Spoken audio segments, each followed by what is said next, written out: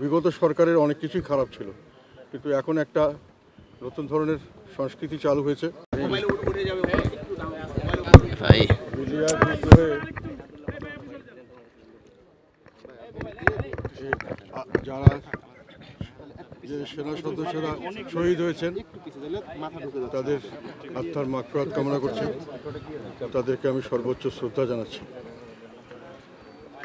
এই বীর সৈনিকদের স্মরণে আজকের দিনটিকে যে শহীদ সেনা দিবস ঘোষণা করা হয়েছে, এটা আমি মনে করি সাধারণভাবে আমাদের সকলের অন্তরের দাবি পূরণ করা হয়েছে। এটাকে যথাযথ মর্যাদায় প্রতি বছর এই দিনটি পালিত হবে, এটি আমাদের প্রত্যাশা। আর এর বিডিআর হত্যাকাণ্ড সম্পর্কে যে বিচার হচ্ছে বা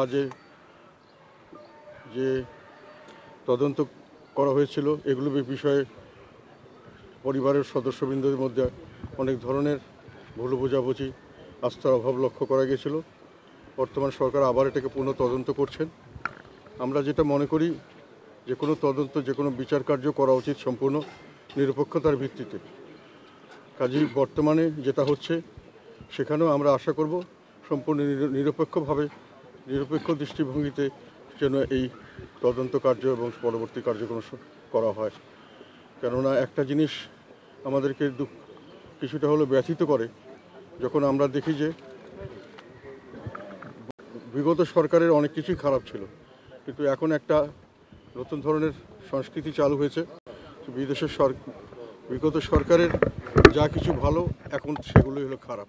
আর বিগত সরকারের যেগুলোকে তারা ভালো বলেছে আর যেটাকে খারাপ বলেছে, এইগুলো এখন সেগুলো ভালো, এবং কোনো বিচার আচার ছাড়াই মোটামুটি একটা এই ফর্মুলা চলছে। বিগত সরকার যেটা হাঁ বলেছেন, এখন সেটাকে না বলতে হবে। বিদেশ সরকার যেটাকে না বলেছেন, এখন সেটাকে হাঁ বলতে হবে। এটাতে আমি মনে করি নিরপেক্ষতা ক্ষুণ্ণ হয়। সব কিছুকে বিচার বিবেচনা করা উচিত এবং সম্পূর্ণ স্বাধীন এবং নিরপেক্ষভাবে করে এই বিচার কার্যগুলি সম্পাদন করলে আমি মনে করি পরিবারের সদস্য সকলেই তো সুখী হবেন। আমিও শহীদ পরিবারের সদস্য বলা যায়।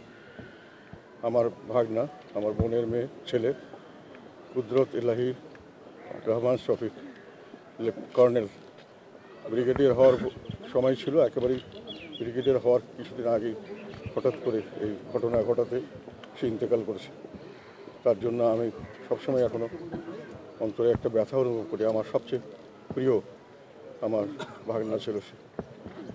তো আপনারা সকলে দোয়া করবেন, এবং যে পরিবারগুলি মনকষ্টে জীবনযাপন করছে তাদের যন্ত্রণা যত প্রশমিত হয়, সেই কাজগুলি আমরা জাতিগতভাবে সকলেই উদ্যোগ নিয়ে করব, এটি আমার